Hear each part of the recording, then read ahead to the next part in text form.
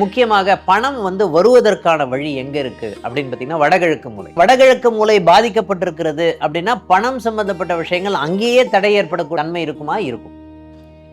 ஓகேங்களா? வடகிழக்கு மூலையில நிறைய அடைச்சி வச்சிருக்கீங்கன்னு வச்சுக்கோங்களேன். அங்க நிறைய பேர் மாஸ்டர் பெட்ரூம் போட்டு வச்சிருப்பாங்க. அந்த இடம் அடைஞ்சிப்பட்டு போச்சு அப்படின்னு சொன்னாவே அப்போ என்ன பண்ணணும்னு பார்த்தீங்கன்னா பணம் வரக்கூடிய தன்மையை அது அடைத்து விடும் அப்படின்ற ஒரு நிகழ்வு இருக்கு.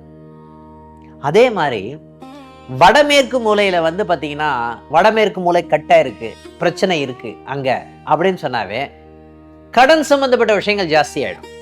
ஓகேங்களா? கடன் சம்பந்தப்பட்ட விஷயங்கள் ஜாஸ்தி ஆகக்கூடிய தன்மை இருக்குமா? இருக்கும்.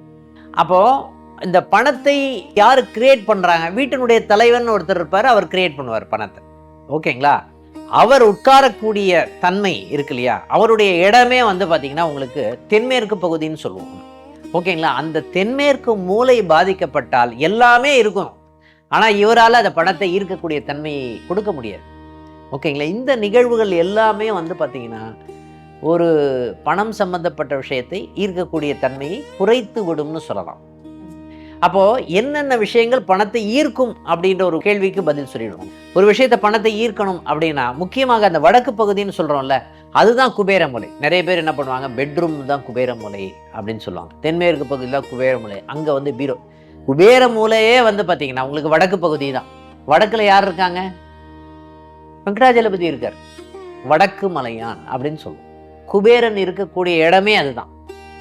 ஓகேங்களா? அங்க சுத்தமாக வைத்துக்கொள்ள வேண்டும் அப்படின்னு சொல்லலாம். அங்க ஒரு உண்டியலை வைங்க, அது பணத்தை ஈர்த்து கொடுக்கும்.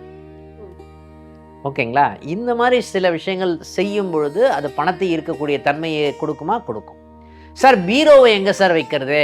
நீங்க பெட்ரூம்ல வைக்கிறீங்க, அப்போ வடக்கை பார்த்து பீரோ வைங்க. இப்படி சொல்லி சொல்லி என்ன ஆச்சுன்னா குபேர மூலை அதுதான் குபேர மூலைன்னு சொல்ல ஆரம்பிச்சிட்டான். குபேர மூலைன்றது வடக்கு பகுதி. ஓகேங்களா? வடகிழக்குக்கல்ல வடமேற்கு கிடையாது, நடுவில் இருக்கக்கூடியது வடக்கு பகுதி குபேர மூலை. அந்த குபேர மூலையை பார்த்து பீரோவை பெட்ரூம்ல இருந்து அதை பார்த்து வைக்க வேண்டும், அதை பார்த்து உண்டியல் வைக்க வேண்டும். ஓகேங்களா? இந்த மாதிரி வைக்கும்போது கேஷ் பாக்ஸ் அதை பார்த்து வைத்தோம்னா பணத்தை ஈர்க்கக்கூடிய தன்மையை கொடுக்குமா? கொடுக்கும்னு சொல்லுவோம். ஒரு வீட்டுக்கு நம்ம வாஸ்து பார்க்குறோம். இப்போ ஒரு ஊருக்கு அந்த ஊர் ரொம்ப பிரபலமாக இருக்குது அப்படிங்கிற மாதிரி இருக்குன்னா அதுக்கெல்லாம் கூட வாஸ்துங்கிற ஒரு விஷயம் இருக்கா?